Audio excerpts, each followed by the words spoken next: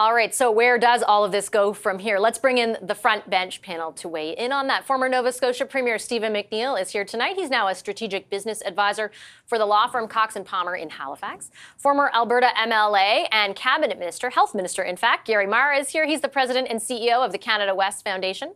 Former Communications Director to Jagmeet Singh, Melanie Richer, is with us. She now works at Earnscliffe Strategies, and the Globe and Mail's Queen's Park reporter Laura Stone is with us as well. Hi, everybody. Nice to see you. Gary, we've been weighing in on some of your expertise because you were at those 2004 talks. You were around the table with Paul Martin, for example, and all the premiers back then, the last time a big deal was struck. Were you surprised at the amount of money on the table last night, or did you think it was in line with what the feds had signaled? No, I thought it was quite not in line with what the federal government had signaled. The Prime Minister had made a big deal about transformative healthcare. Eerily, the current deal seems a lot like what happened in 2004. In 2004, it was about $40-some billion, I think $42 billion to be offered up over 10 years. This one's $46 billion over 10 years. A lot of premiers have expressed disappointment over the amount, and they'll say it's helpful, but it's not transformative in the amount that's being offered up. And so, Stephen, where do things go from here? I mean, if you were still premier, it just doesn't sound like the Prime Minister is like, well, let's negotiate some more. Like, they seem to indicate really this is take it or leave it. Well, I think your opening question led into this whole conversation, which is this seems very much like 2004, where, and even the dollar amounts are very similar. It was $42 billion. This one is $46 billion. I think the top up of $2 billion on the front end is positive. The rider of 5% is a positive one. But if we do not change the delivery model, we'll be back at this in less than 20 years. The fact of the matter is the way we deliver healthcare has to change. The way people want to practice in healthcare has to change. I think the missed opportunity here, and we may see it in the bilats, is how do we transform the delivery model in healthcare?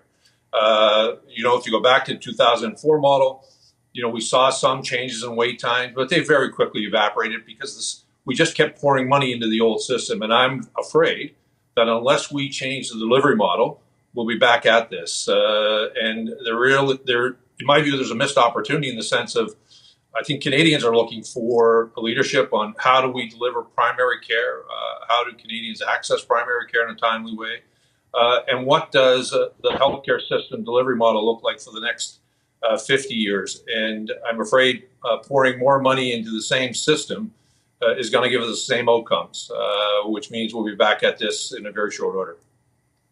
It is really interesting that Stephen says that, Melanie, because that's the feeling you got, right? Like it is a big sum of money, but it is similar to 2004. The structure of it on the whole seems also similar. The difference may come, and I think both Gary and Stephen mentioned this, in the bilateral deals. Mm-hmm. Is there an opportunity there, do you think, to address some of the stuff that might help us avoid the pitfalls of the last 2 decades? I surely hope so, and I think Canadians watching at home are also hoping so.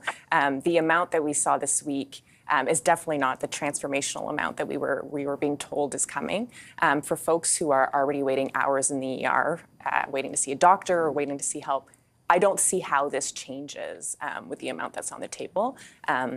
The HR component as it relates to nurses, as it relates to frontline healthcare workers, I don't know how that gets improved with this amount. And folks who are waiting those long times in the ER, I think are a little bit worried about this amount that's on the table. Hopefully, like you've mentioned, with the bilateral deals, we see direct funding that goes to address that so that folks have a little bit of respite as it relates to the HR or the nurses, the frontline healthcare workers who are currently saying, we're burnt out, we don't have enough capacity, have been screaming, kind of help us to be able to run the hospitals as it is. Laura, let's talk about the politics of this for a second, because the premier you cover, Ontario's Premier Doug Ford, is going to meet with Dominic LeBlanc and Jean-Luc Duclos tomorrow on this. He does not seem reticent, I think, in my view, to sign on the dotted line. What is your view of what might transpire tomorrow?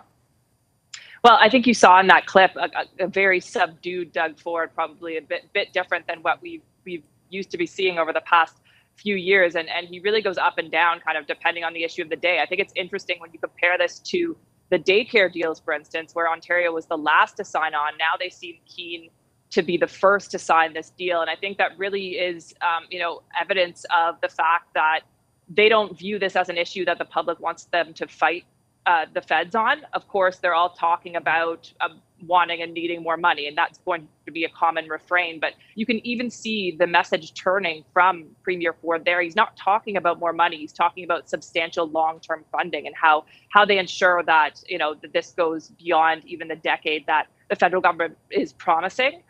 I don't think there will be a deal exactly signed tomorrow. That's what kind of officials, senior officials are telling me from the Ford government, but they're saying, expect it within weeks. I don't think that they want to drag this out any longer, and Premier Ford has been very public about that. They have to go over the details of this bilateral deal that they're negotiating, but some of the comments from premiers such as Quebec Premier François Legault, or even those in Alberta and Saskatchewan, who are much more disappointed in the federal government's offer. You're not seeing that same refrain being echoed from Ontario. So I do think they are a lot more keen to get on with the deal and get on with the bilateral deal and see this money start to actually flow into the system. One thing that I did find very different from 2004, Gary, and you can speak to this more than I can, though, is that I remember the famous stories that I know you were involved in of, late night pizza up for 24 hours, haggling to arrive at something, between the parties. This was not really a negotiation. This was, okay, we'll finally meet to you and present you with an offer that you can take or leave. I think that was really what was signaled by Premier Stephenson of Manitoba when, she had said, look, I can't comment on what the Prime Minister is going to put before us because I haven't seen anything. It did appear that Premier Ford had a little bit more foreshadowing of what would be put on the table, but it surprises me that the federal government's sort of gone down this road, because there were so many issues that both the provinces and the federal government really had, common agreement on. They both wanted timely access to primary care, both wanted to deal with the issue of human resources in the health system, both wanted reduced wait times for surgeries, emergency room throughput. So there were so many areas that there was a sort of a common agreement on. And don't forget, the premiers have been asking for this for the last 2 years. And so I think that they do come away really sort of disappointed with what was put on the table. And it wouldn't surprise me if Premiers Legault, who of course was a former health minister, and people like Premier Ford continue to advocate for really transformative change. Maybe there's an opportunity for that to be done by the provinces and not by the federal government. Right. I just have 30 seconds left, Stephen, but I just wanted to quickly ask you if you were surprised at the nature of kind of the lack of negotiation versus just presenting an offer. No, I'll tell you, because there seemed both sides seemed to be flexible, quite honestly. The provinces were bound and determined they were going to have no conditions. They just wanted the money without any conditions put on it. We've seen that show before. Governments spend the money not necessarily on what it's meant for. So the Prime Minister was determined that it was going to end up going into healthcare on the things that matter to them. So I think it came down to the mood of Canadians is now get a deal done. I think Premier Ford is probably better than anyone else understanding what the electorate wants, and probably what you're seeing in his response. He knows Canadians are fed up. The $2 billion may not sound like a lot to those of us who are health ministers or premiers, but it sounds like a lot of money to Canadians. But the next step will determine, I think, the success of this. Can you transform the delivery model? Because without it, we're back at this very quickly.